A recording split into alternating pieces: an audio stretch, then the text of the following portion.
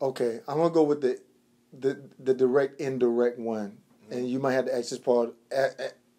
Tell it to me one more time, but let me talk about the part the way it reinforced that I was a black man, and it was because I was there, and because of who it happened to.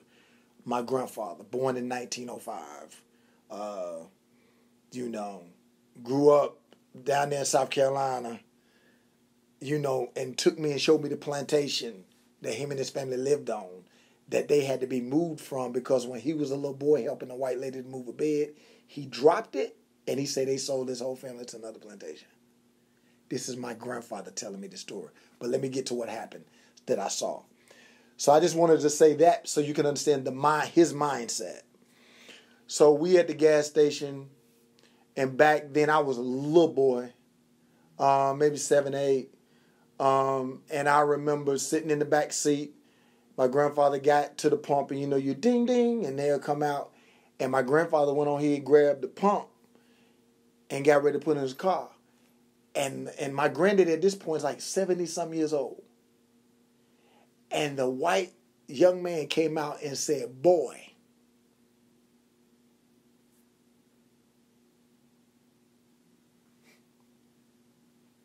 "Boy, don't you know that we do that, boy?" And I sat in that car watching this strong man that raised me, that I know is a man, taught me how to tie my shoes, taught me what I know. And this man called my granddaddy a boy.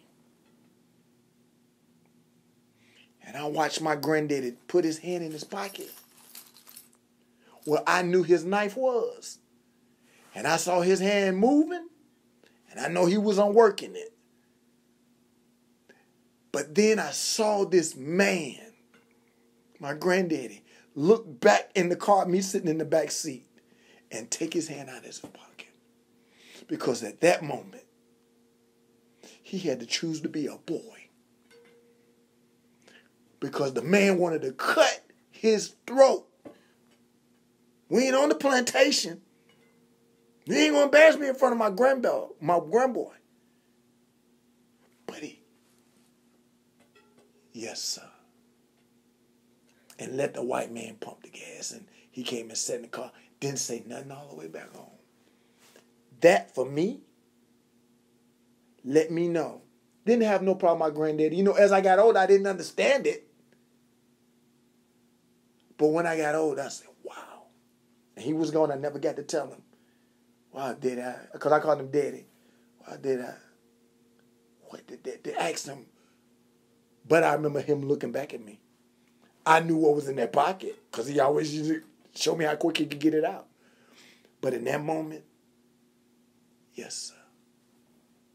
So that reinforced, that's the world. The white man was there, and my granddaddy having to choose to, yes, sir, to this dude that couldn't have been no more than 20 years old, and he's 70. Come on, man.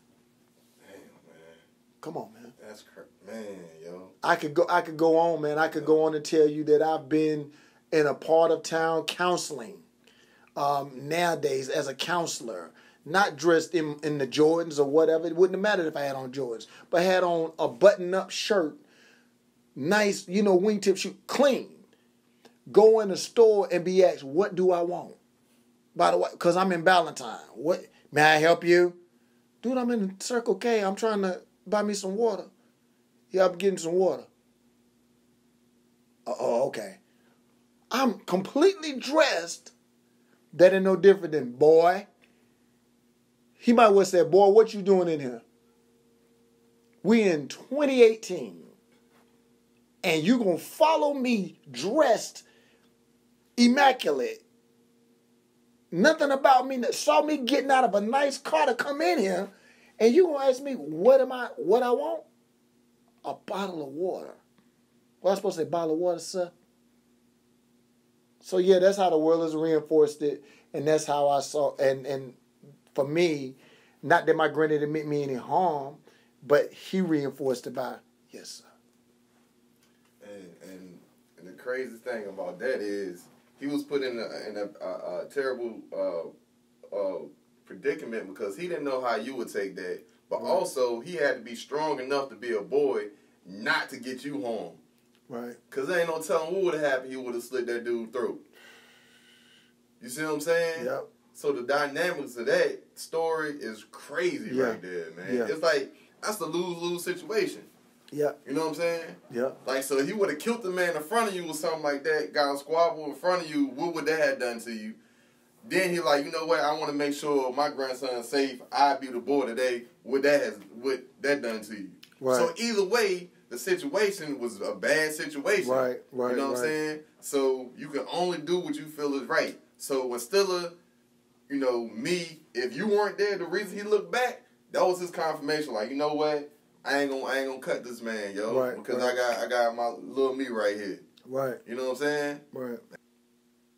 Who am I an individual? I'm willing to focus more on not what I'm willing to die for, but what I'm willing to live for. Meaning live to make sure that the black man sitting in front of me, making sure that my sons, making sure that any person of color that I come across is informed, even if it costs me my life. You know what I'm saying? I live that if that costs me my life, I'm cool with that. Who am I? I'm a person that's no longer concerned with the years of life, but the quality and how I interact with people along the way. I can't do nothing no more about what I've done in the past, the pain I might have caused or not caused, or what's been done to me, but I damn sure can make sure that moving forward, that every moment, every day, even while I'm sitting here with you, Corey, yeah, let's do it. You know what I'm saying? I ain't got time to be, no. That's who's sitting in front of you. You know what I'm saying? A black man. Proud to be black.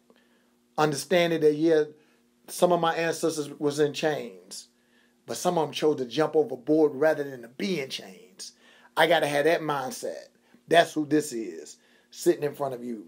A man that says that has to die daily, jump overboard daily to be fine with being a black man. But a black man that knows who he is and know that I come from kings and queens, people that built pyramids, people that made math and science, that's what makes me. And I have to live my life daily like that. So that's who I am. That's what it means to me to be a black man. A black man is a man that does not care about what other people's opinion is. He knows who he is, and he looks in the mirror of himself, as we talked about before filming, daily to remind himself before he even step out the house. Asking the ancestors, hey, come on, Malcolm. Come on, Harriet. Come on, Maya Angelou. Come on, Sojourner Truth. Come on, A. Philip Randolph. Come on, y'all. Come over. You're the ones that jumped overboard. Come on. All you of good character. Let's go. I'm being honest right now. That's what I do daily. I give honor to them. Help me. You know now from the other side looking how this thing works. I could call on Jesus. I could call on all these other people. But my ancestors, they know how this thing works. And if I could call my granddaddy that had enough to put that knife back in his pocket when he was living and he'd be there for me. On the other side, what? Let's get it. That's who I am. That's what I represent. And I thank you for this opportunity, man. And I thank you too, brother. And it's so strong, man, because it kind of go back, listen to what you said. You like, it's more about not what you're willing to die for, but what you're willing to live for. Yeah. That's what your granddad chose to do in that situation. Thank you. You know what I'm saying? Yeah. I never thought about it like that. Yeah, so when he said that, I'm like, he probably never even thought about it, but that's what he chose to do in that situation, man. Wow.